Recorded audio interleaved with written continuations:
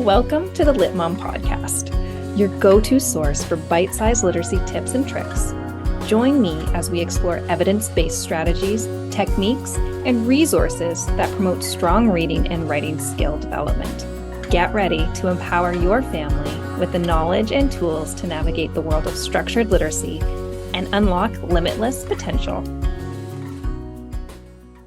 Hello, and welcome to the first official episode of the Lit Mom Podcast. I'm Dev, and I'm going to be your host for each of the episodes. I'm so excited for you to join me, whether you're a parent, a family member, or an educator.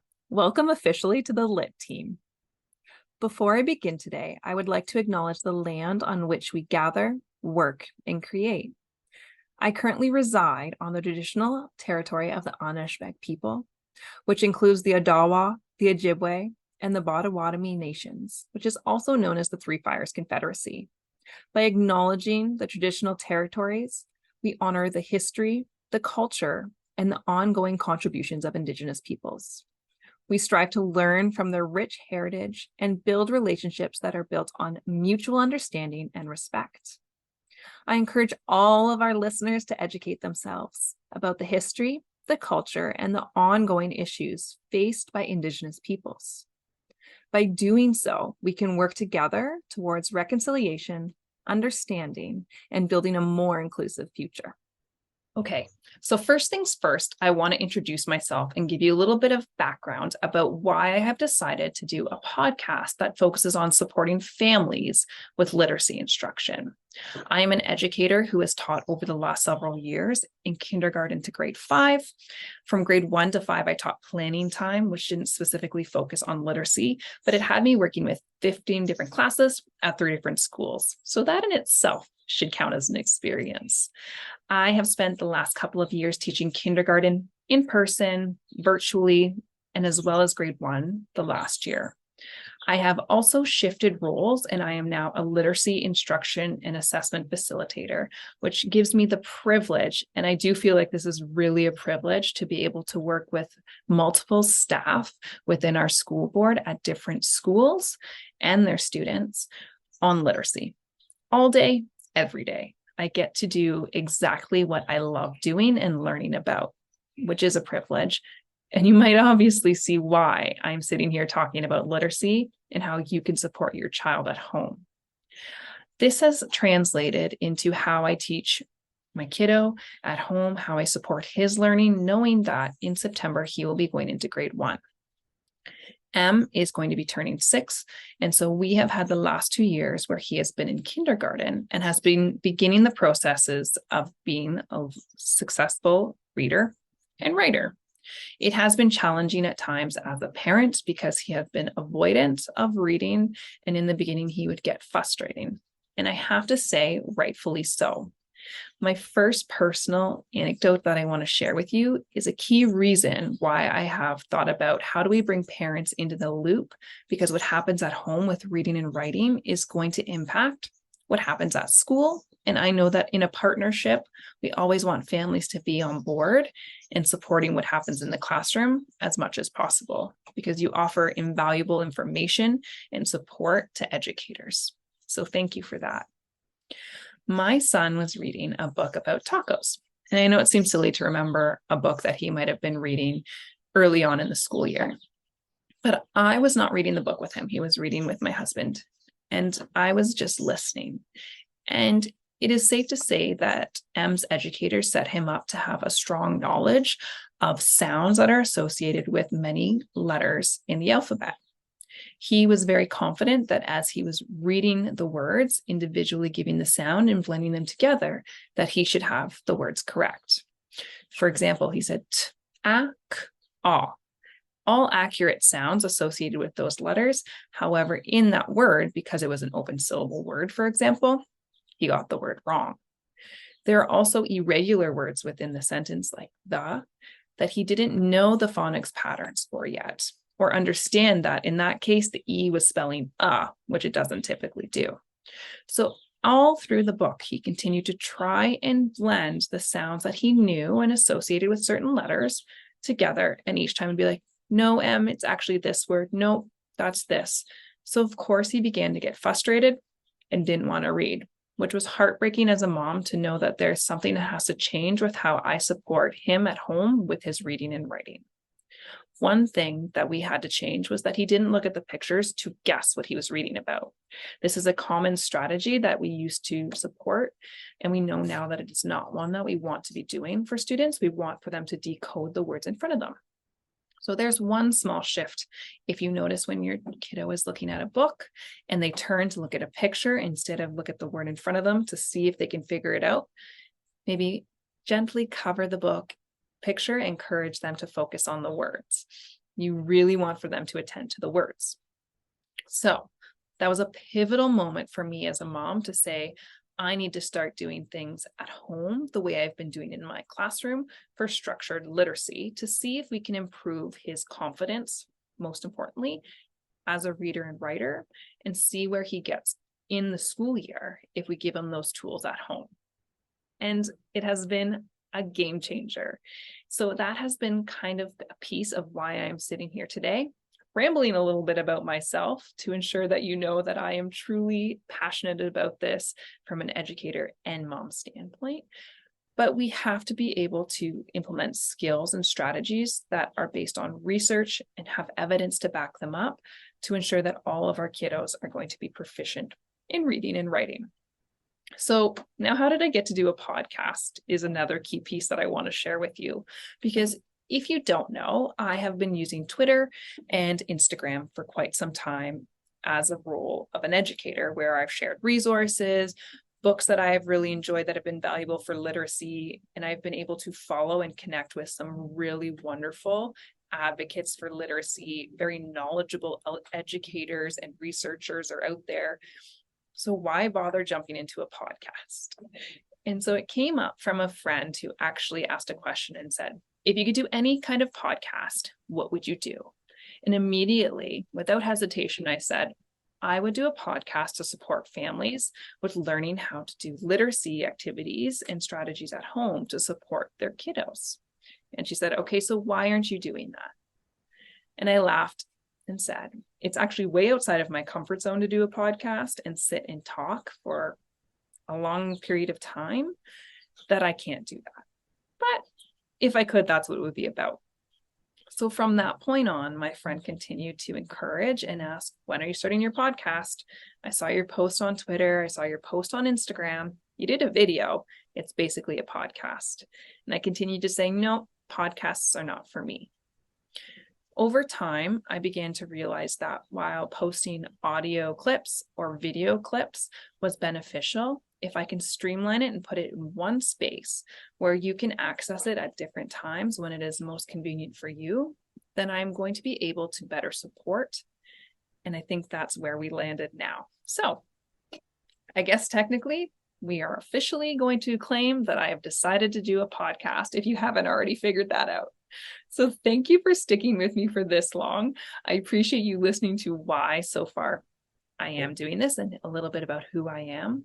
Throughout the episodes, I will continue to share little pieces about my experience as an educator, but mainly as a parent dealing with literacy and structured literacy at home. Now, before we dive into the specifics of structured literacy and the science of reading, I'm going to ask that you take a minute and consider how often you use reading and writing skills in your day-to-day life. This serves as a really good reminder for how important it is for our children to become proficient readers and writers, not just for purposes like academics, but also because of the impact it can have on their personal life in simple day-to-day tasks. So one of the most effective approaches to teaching reading and writing is structured literacy. Structured literacy is systematic, it is explicit, and it is based on evidence. What this means is when it's systematic, we are going to start with the simplest of concepts with our youngest learners and build on more complex concepts and tasks as they've become proficient in those simpler concepts and tasks that we have covered. So again, we don't expect a child to be able to immediately run if they have not yet crawled or walked. There are important steps and processes in place where we build from simple to complex. The other piece is that we are not leaving it up to chance that a child is going to learn how to read and write. We have to explicitly teach them. We have to give them instructions on how to do different concepts and pieces of literacy, whether it's letter formation, associating sounds to letters in their reading and writing. But we have to provide lessons. We have to give them practice and feedback while they're practicing to support their learning. The last piece is that these are going to be based on evidence. These things are proven to be effective based on what the research tells us, based on trials and experiments in education and intervention settings, to showcase that these are effective strategies to use for children to teach them how to read and write. So this method is particularly beneficial for children with dyslexia and other learning differences. However, it is actually going to be beneficial for all learners, which is why we are seeing it come up more and more in the education system and show that we want to be able to have a more equitable approach when we're teaching literacy, which is why I'm going to touch on each individual piece of structured literacy and how you can support it at home, because it has so many different key components, from oral language to associating sounds to letters with phonics and spelling and vocabulary. We have morphology as part of spelling, which is bigger units of words. There's so many key pieces that I'm going to break it down for you in each upcoming episode. So don't panic. You don't need to know all of the key pieces, and that's the end of it. I'm going to cover those as we move forward. Now, to really understand the significance of structured literacy, we should talk a little bit about the science of reading. So the science of reading is not a program. It is not an approach. I have told teachers that we can never just hand you a booklet and say, here's how you're going to teach the science of reading. It is all of the research that has been done over the past several decades that showcases how we learn to read, what happens in our brain as we learn to read and write, as well as what are going to be effective strategies and approaches for teaching reading and writing. Now, this has been done all over the world in different languages. It is not new. We have lots of research to use to back the proper effective strategies that we should be using to teach reading and writing in our class and at home. So structured literacy is based on the research that is provided. And we may see shifts in our practices as research comes out to say that something might not be as effective as we previously thought, but it gives us a really good baseline that we have support and understand how these different pieces come together to ensure that students are going to be proficient readers and writers.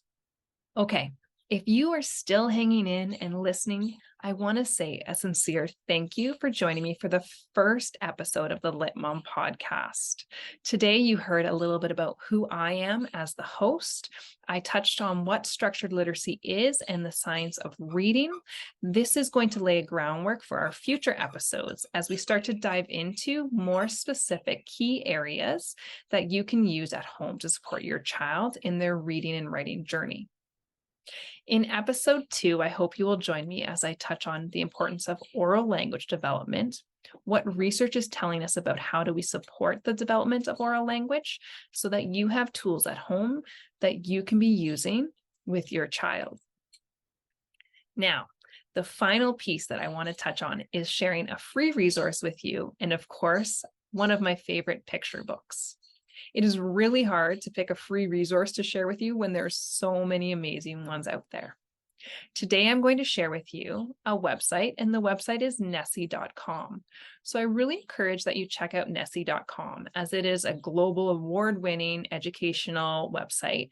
They provide different activities for reading, writing, typing, spelling, as well as math. But they have a free resource section, which is where I want you to go and check out. They have an e-reader, a decodable book that you can print if you're able to do so that your child can color in the pictures, and then you can read it with them or to them, depending on where they are at in their learning journey. They have videos that your child can check out that focuses on different pieces of literacy as well. So I think it is a really valuable tool to know about and a website to check out when you get the chance. They also have different apps that you can download, and oftentimes they will download them or allow for you to download them for free. So you want to keep an eye out for that, because I've used them in the classroom and Emerson uses them as well, and he really enjoys them, and they are educational and do support the science of reading, which is key. If you are an educator or you are a family member, a parent who enjoys listening to podcasts, and you would like a little bit deeper information, I do want to share that there are so many amazing podcasts out there that are focused on educators. One that has recently come out that is being hosted by a Canadian, an Ontario kindergarten educator is the Reading Road Trip. It has been put out by IDA, but the host is doing a wonderful job showcasing the importance of structured literacy in the classroom. She is connecting with different researchers and very knowledgeable literacy advocates. And so if you have a little bit more time, I do recommend checking out her podcast as well. Now, the final piece is my favorite picture book. It is really hard to pick a book to share with you as well. One thing about me is that I love picture books and I can never get enough of exploring new ones. So if you ever have a new book that's come out and it isn't one that I have mentioned, I'm always happy to hear about it. This book today that I'm going to share is one of my favorites. The book is The Rabbit Listened by Cori Doerrfeld. Now, this book is really wonderful if you're talking with your child about big emotions and how you can support them or how someone else might be able to support them when they're feeling the big emotions. And it sometimes comes down to, do they need a hug? Do they need someone to just have patience and listen? And what is going to be the best strategy to help bring them back from those really big emotions like anger and frustration?